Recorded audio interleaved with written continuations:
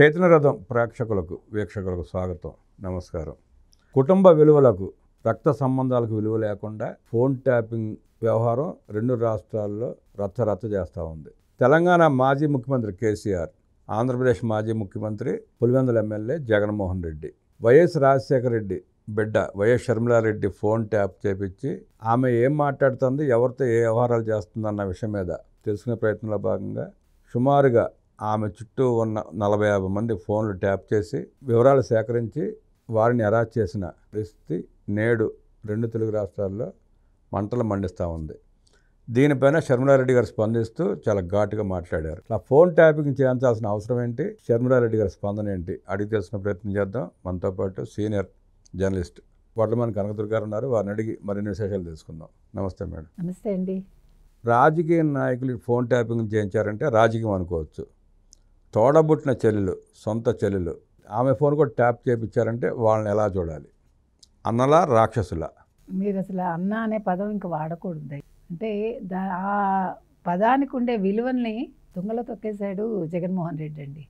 ఇవాళ షర్మిల గారు ఎంత వేదనతోటి నేను బైబిల్ మీద ప్రమాణం చేసి చెప్తున్నాను, నా పిల్లల మీద ఒట్టేసి చెప్తున్నాను, నేను ఎక్కడికి వచ్చి వివరణ ఇమ్మన్నా ఇస్తాను, నేను మాట్లాడతాను అని అంటున్నారంటే, ముఖ్యంగా వైవి సుబ్బారెడ్డి గారే వచ్చి హైదరాబాద్లో మా ఇంటికి నీ ఫోను, నీ భర్త ఫోను, నీకు కావలసిన వాళ్ళ ఫోను, నీకు సపోర్ట్ చేసే వాళ్ళ ఫోను అందరివి కూడా ట్యాపింగ్ అవుతోంది అని చెప్పి ఆ కాన్వర్జేషన్ కూడా ఆయన వినిపించారు అని ఆవిడ చెప్తున్నారు. అంటే ఇవాళ దీన్ని కూడా జగన్మోహన్ రెడ్డి నా చెల్లెలు అబద్ధం చెప్తోంది అని అంటారా? అంటే నా చెల్లెలు కాదు షర్మిల అబద్ధం చెప్తోంది అని అంటారా? అంటే ఎంతకైనా దిగజారే వ్యక్తులు. అంటే ఇవాళ కేసీఆర్ అనే పెద్ద మనిషి ఇంత దిగజారుడు రాజకీయాలకి ఎందుకు పాల్పడ్డాడు? ఆవిడే చెప్తున్నారు. ఇక్కడ ఎవరు చంద్రశేఖరరావు గారు, అప్పుడు చంద్రశేఖరరావు ముఖ్యమంత్రిగా ఉన్నారు, అక్కడ జగన్మోహన్ రెడ్డి ఉన్నారు. వాళ్ళిద్దరి బంధం ఎలాంటిదంటే ఇంకా అన్నదమ్ముల కంటే కూడా ఎక్కువ, ఇంకా అంతకి దానికి మాటలు లేవంటుంది ఆవిడ. అంత ఇద్దరు కూడా ఒకటేను. అటువంటి వాళ్ళు కలిపి, అంటే అప్పుడు ఆవిడ ఇక్కడ తెలంగాణలో ఆవిడ రాజకీయంగా ఎదగాలని చూస్తున్నారు.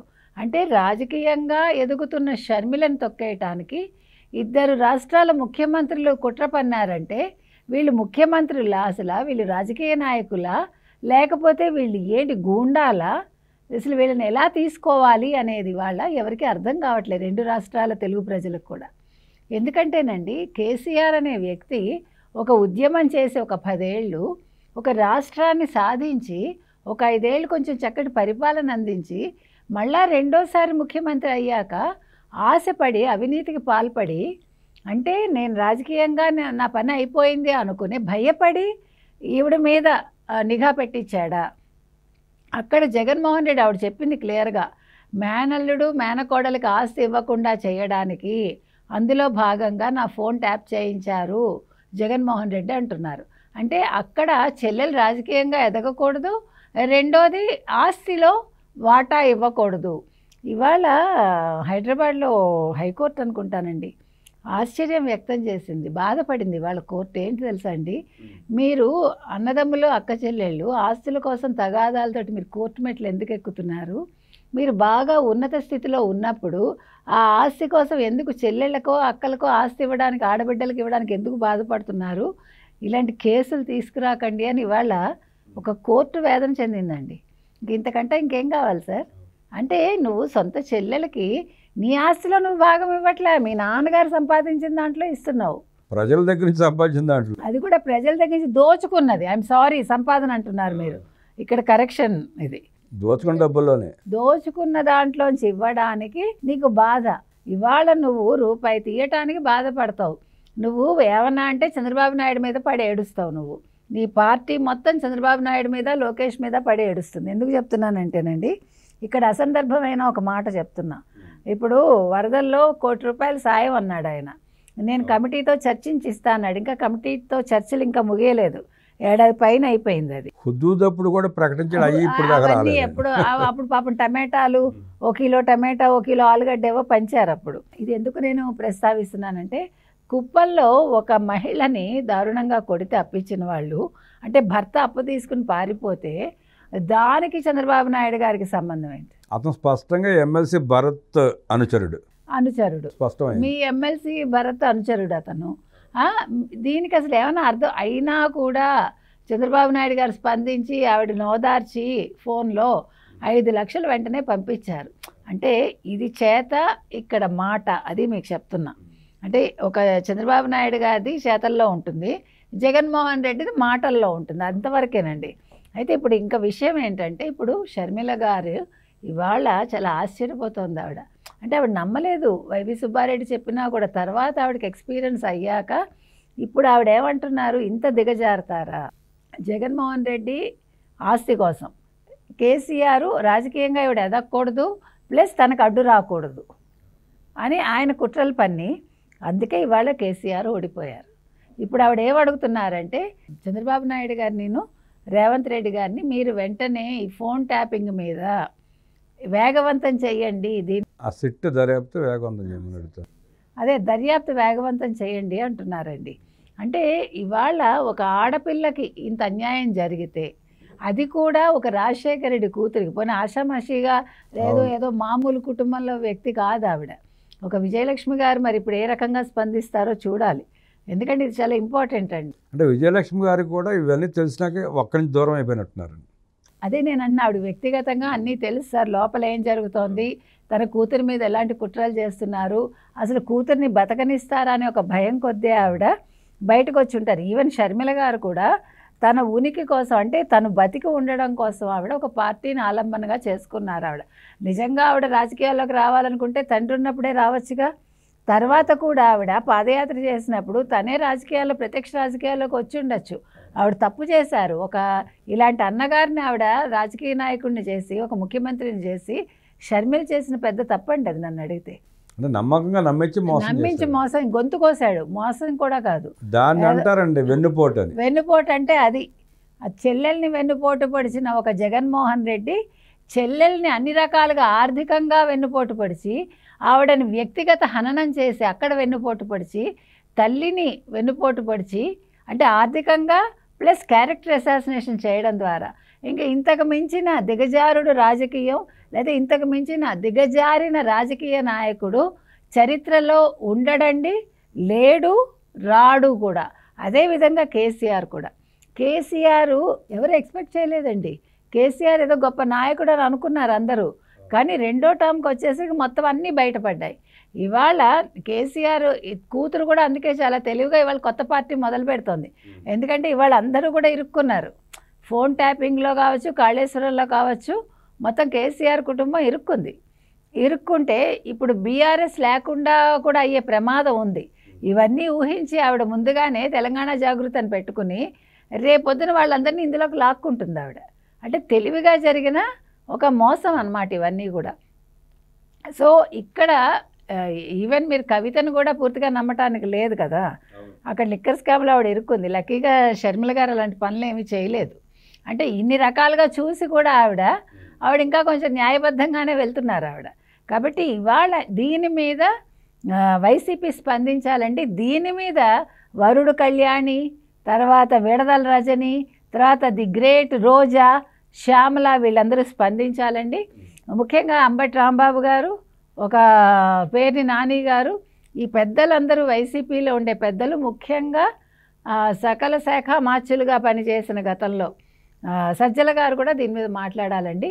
వీళ్ళందరినీ మించి ఇవాళ వైసీపీ నాయకుడు ఎవరైతే ఉన్నారో, గంజాయి లీడరు, బెట్టింగ్ నాయకుడు లిక్కర్ డాను, ఆయన కూడా సమాధానం చెప్పాలండి. ముఖ్యంగా ఆయన చెప్పాలి ఇవాళ. అంటే చెల్లెల్ని ఏ రకంగా మోసం చేశాడు, చెల్లెల్ని ఫోన్ ఎందుకు ట్యాపింగ్ చేయించాడు, భర్తది ఎందుకు చేయించాడు, మరి వాళ్ళ పిల్లలది కూడా చేయించాడా, వాళ్ళ అంటే కావలసిన వాళ్ళందరివి చేయించి ఆయన ఏం తెలుసుకున్నాడు, ఏం చేశాడు, ఆస్తులు అందుకే ఇవ్వట్లేదా, అంటే వాళ్ళకి ఇవ్వాల్సి వస్తుందని ట్యాపింగ్లు చేయించి ఆయన ఈ రకంగా చేశాడా, దీని మీద వివరణ అయితే ఇవ్వాలండి. ఇప్పుడు అక్కడికి వెళ్ళి పరామర్శ కాదు,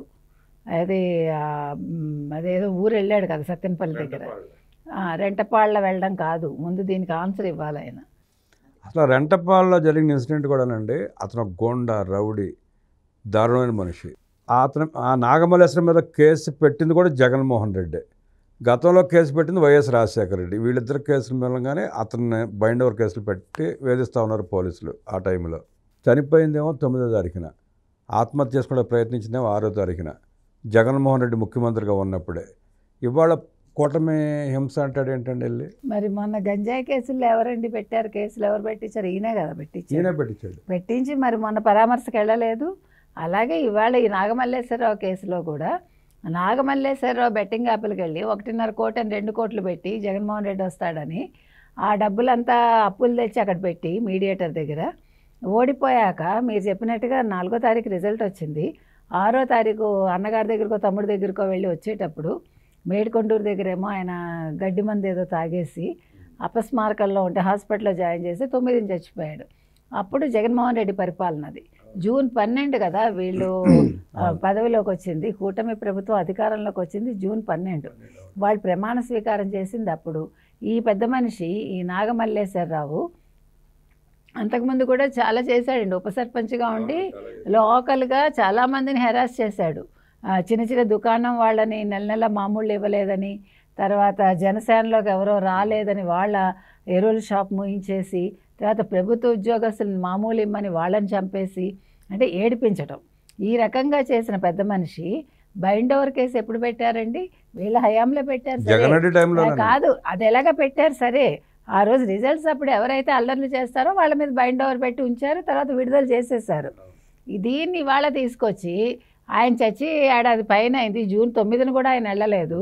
ఇవాళ ఎందుకు వెళ్తున్నాడు 18న? ప్లస్ ఇంకోటి ఇప్పుడు సంవత్సరికం కూడా కాదండి. ఇప్పుడు అసలు ఆయన అలాంటి మనిషికి విగ్రహం పెట్టడం ఏంటండి? ఆయన ఏమైనా మంచి పనులు చేశాడా లోకానికి?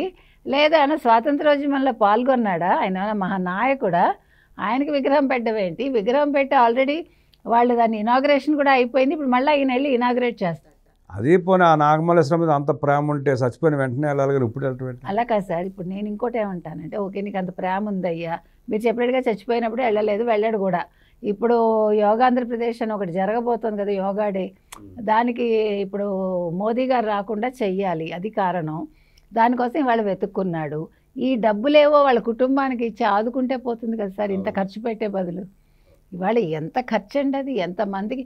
ఇప్పుడు యూత్ కూడా ఈయన వెంటబడి ఈ మందు కోసం, లేకపోతే ఈ బిర్యానీ పొట్లం కోసం, వీటి కోసం వచ్చి తల్లిదండ్రులు వేదన పడుతున్నారండి. మా పిల్లలు ఎందుకు కాకుండా పోతున్నారు ఈ వైసీపీలో చేరని. ఇవాళ చూడండి ఒక పెద్ద ఆయన పాపం చూడండి పాప, అతను ఏదో చూడడానికి వస్తే కాన్వాయ్తో కొట్టేసి పడేసి పట్టించుకోకుండా పోయారు, పక్కకు లాగేసి పడేశారు, ఆయన చచ్చిపోయాడు. ఇప్పుడు దీనికి ఆన్సర్ ఇవ్వాలి వాళ్ళు, సాక్షి వాళ్ళు దీని మీద డిబేట్ పెట్టాలి. జగన్మోహన్ రెడ్డి చేసిన యాక్సిడెంట్ అది హత్యే, అంతే హత్యేనండి. జగన్మోహన్ రెడ్డిదే మరి ప్రతిదానికి ఇప్పుడు కుప్పల్లో ఏదో జరిగితే చంద్రబాబుది బాధ్యత అన్నారు. నీ కాన్వాయ్ తగిలి నీ కళ్ళ మంది చచ్చిపోతే నీ బాధ్యత కాదా జగన్మోహన్ రెడ్డి? నువ్వే కదా ఆన్సర్ ఇవ్వాలి. అసలు ముందు జగన్మోహన్ రెడ్డిని అరెస్ట్ చేసి మాట్లాడాలండి ఎవరైనా కూడా. మేడం ఇంకొకటి, ఈ ఫోన్ ట్యాపింగ్ వ్యవహారంలో చంద్రబాబు నాయుడు గారు, లోకేష్ గారి ఫోన్లు, పవన్ కళ్యాణ్ ఫోన్లతో పాటు ఇంక సుమారుగా 350 మంది ట్యాప్ చేశారంట. ఇప్పుడు ఆంధ్రప్రదేశ్ ప్రభుత్వం కూడా కేసు ట్యాకప్ పెట్టే అవకాశం ఉందంటారా? పెట్టాలండి. బ్రాహ్మణి గారి ఫోన్ కూడా చేశారట. అంటే ఇక్కడ సంబంధమే ఉందా? తెలంగాణ ప్రభుత్వం సిట్ ఏర్పాటు చేసింది, వేగవంతంగా ఆంధ్రాలో కూడా చెయ్యాలండి. ఇక్కడ ఎలా జరుగుతుంది? ఇక్కడ చెయ్యాలి, అక్కడ చెయ్యాలండి. ఎందుకంటే ఈరోజు ముఖ్యమంత్రి అయిన ఆంధ్రప్రదేశ్కి ఆయన కోడల ఫోన్ ట్యాప్ అయింది, భువనేశ్వర్ గారి ఫోన్ ట్యాప్ అయింది, లోకేష్ గారిది అయింది, పవన్ కళ్యాణ్ది అయింది, పవన్ కళ్యాణ్ భార్యది అయి ఉంటుంది. మరి ఇదేంటండి అర్థం లేకుండా? కాబట్టి ముందు అక్కడ కూడా సిట్టు విచారణ జరిపించాలండి. మొత్తం అందరినీ ఒకసారి జైల్లో పడేయాలి సార్. ఆంధ్రప్రదేశ్ ప్రభుత్వం కూడా ఫోన్ ట్యాపింగ్ మీద కేసు పెట్టి విచారణ చేసి సంబంధిత వ్యక్తులను అరెస్ట్ చేయాలంటూ విశ్లేషించిన కన్నదుర్గ గారికి ధన్యవాదాలు తెలియజేస్తూ నమస్కారం.